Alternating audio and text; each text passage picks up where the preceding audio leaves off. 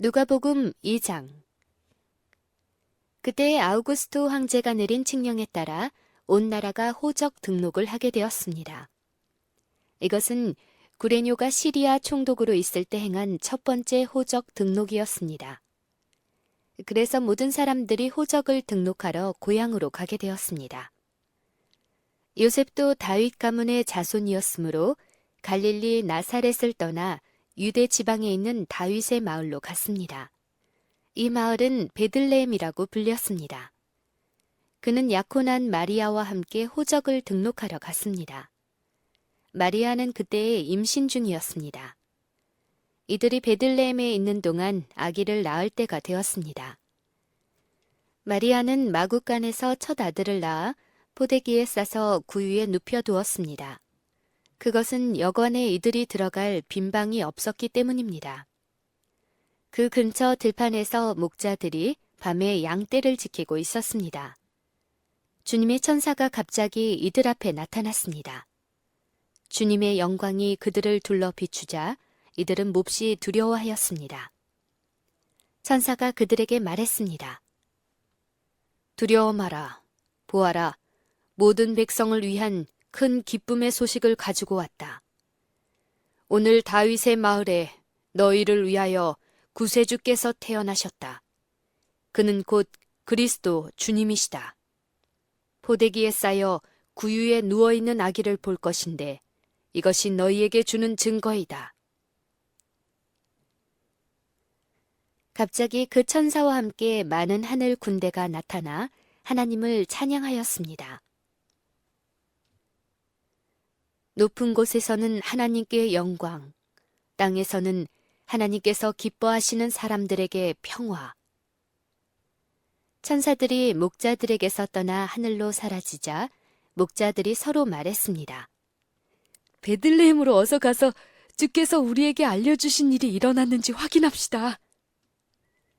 이들은 서둘러 가서 마리아와 요셉 그리고 구유에 누인 아기를 보았습니다. 목자들이 확인하고 이 아이에 대하여 자기들이 들은 것을 그들에게 이야기해 주었습니다. 목자들의 말을 듣고 사람들은 모두 놀랐습니다. 그러나 마리아는 이 모든 말을 마음속에 소중히 간직하였습니다. 목자들은 돌아가면서 천사들이 알려준 대로 자기들이 듣고 보았으므로 하나님께 영광을 돌리고 찬양을 드렸습니다. 태어난 지 8일째 되는 날에 아기는 할례를 받았고 그 이름을 예수라고 하였습니다. 이 이름은 아기가 뱃속에 있을 때에 천사가 일러준 것이었습니다. 모세의 율법에 따라 정결 예식을 치르는 때가 되었습니다. 마리아와 요셉은 예수님을 하나님께 드리려고 예루살렘으로 데리고 올라갔습니다. 이것은 주님의 율법에 다음과 같이 기록되어 있기 때문입니다. 첫 번째 태어나는 모든 남자아이는 하나님께 거룩한 자로 불릴 것이다.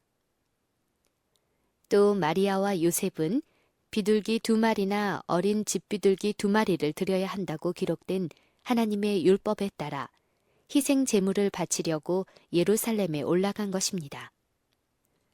예루살렘에 시므온이라는 한 사람이 있었습니다.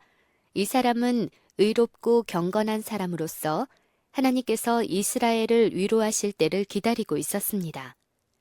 성령께서 이 사람과 함께 하셨습니다. 성령께서 시므온에게 주 그리스도를 보기 전에는 결코 죽지 않을 것이라는 계시를 주셨습니다.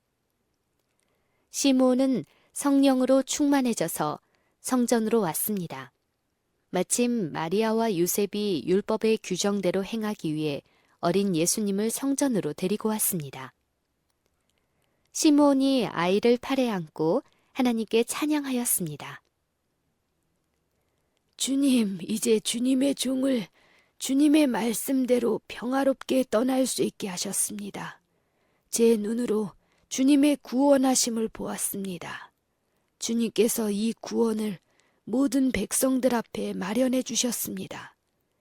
이는 이방 사람들에게는 계시의 빛이며 주님의 백성 이스라엘에게는 영광입니다. 예수님의 아버지와 어머니는 시몬이 예수님에 대하여 말하는 것을 듣고 매우 놀랐습니다. 시므온은 그들을 축복하고 아이의 어머니 마리아에게 말했습니다.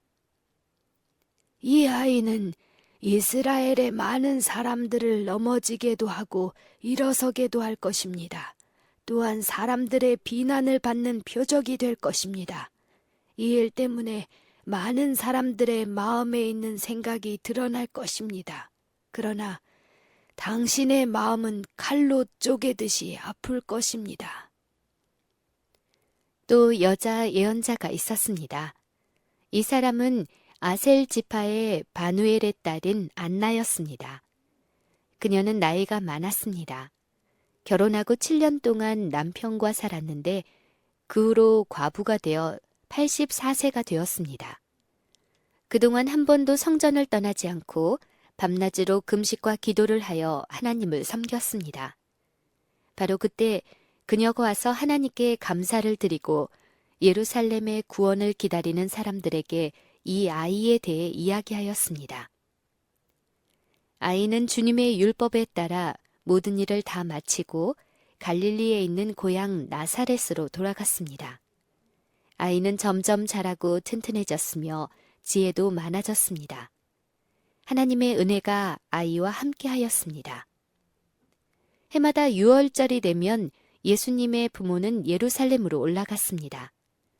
예수님이 12살이 되었을 때도 6월절 관습에 따라 예루살렘으로 올라갔습니다. 6월절이 끝나고 집으로 돌아오는데 소년 예수님은 예루살렘에 남아 있었습니다. 하지만 부모들은 이 사실을 몰랐습니다. 단지 그들은 예수님이 일행들 속에 있을 것으로만 생각하고 있었습니다. 그렇게 하루 정도 길을 간 후 요셉과 마리아는 예수님을 친척들과 친지들 가운데 찾기 시작했습니다.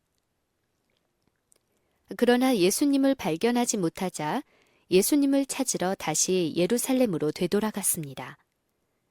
3일 뒤에 그들은 성전에서 예수님을 발견하였습니다. 예수님은 성전에서 율법학자들 사이에 앉아서 듣기도 하고 묻기도 하면서 계셨습니다. 그의 이야기를 듣는 모든 사람들이 예수님의 슬기와 대답에 놀라워했습니다. 예수님의 부모도 그를 보고는 매우 놀랐습니다. 어머니가 말했습니다. 아들아, 왜 이렇게 하였느냐? 내 아버지와 내가 걱정하며 너를 찾아다녔다. 그때 예수님께서 대답했습니다. 왜 저를 찾으셨습니까? 제가 아버지 집에 있어야 할 것을 모르셨습니까? 그러자 그들은 예수님이 하신 말씀을 이해하지 못했습니다. 예수님은 부모와 함께 나사렛으로 내려갔습니다. 그리고 부모에게 순종하였습니다. 마리아는 이 모든 일들을 마음속에 간직해 두었습니다. 예수님은 지혜와 키가 더욱 자랐고 하나님과 사람들로부터 사랑을 받았습니다.